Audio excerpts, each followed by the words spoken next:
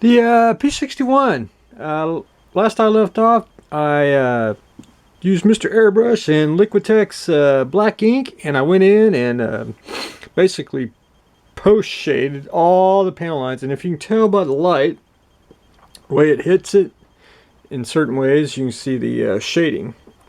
That's the only way I like to do solid black planes. It gives it a little more, I think, a realistic touch to it.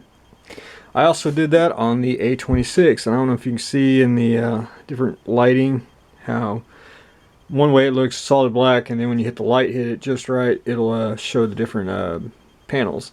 I did that on the bottom as well. Just hate to move it because I basically just did it. Once this dries, I'll probably shoot a couple shots of basically future in certain spots where the decals go, and I won't do the whole thing. And then I'll put a clear coat on, and hopefully by probably late this evening or tomorrow I will start decaling the P61 and the A26, and that should go fairly quick. So I got about probably a week's worth of putting on decals, because I only put a couple decals on at a time. The Cape Crusader, it actually goes together really quick. Most of them, I got most of them sanded. There's basically a little hairline seam, which 220 grit or whatever paper of your choice, you can sand off. It's no big deal, but I did get that smooth. I got some primer on. There's a little seam on his boots, on the front and the back, and on top of the gloves. Now I don't know if it's actually supposed to be there, part of the seam of the glove or not.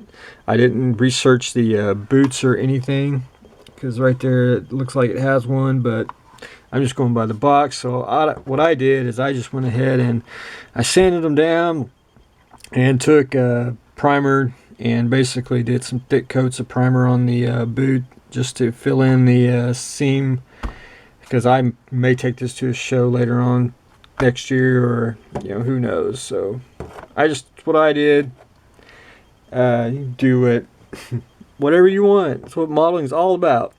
The conversion that I'm going to do for this, and I'm probably going to team up with ODG and do something with them, but for me, you're going to get the BAT computer and the BAT analyzer, and this will basically be a 3-piece set, because you'll be able to put the BAT computer together and probably do some the basic keyboard or the little shelf that sticks out.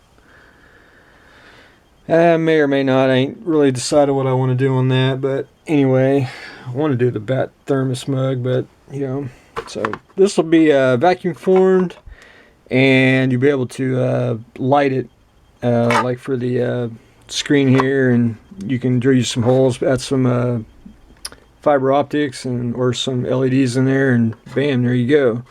So that's what I got going on today. I got the computers going, which I'll probably finish up later today.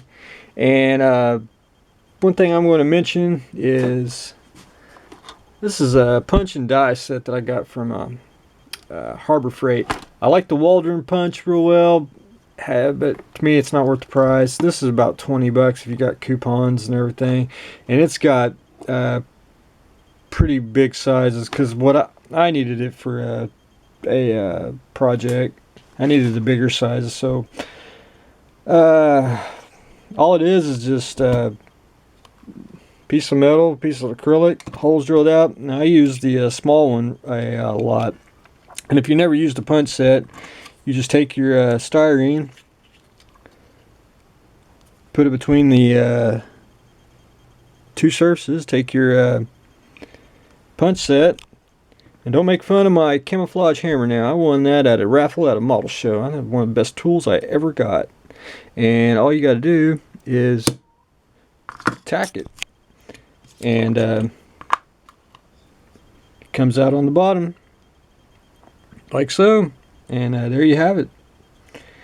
It's really I got mine at Harbor Freight, and it's a really nice set, and it does its job if you need bigger sizes now. Most modelings you need the Waldron because it does the smaller like instrument panel size, and you can do instrument panels like that, cut it out. But I thought I would share that, and all I got to do now is finish up the Bat computers, finish up a little bit of Batman, and start decaling the P61 and A26. So stay tuned for the next exciting episode.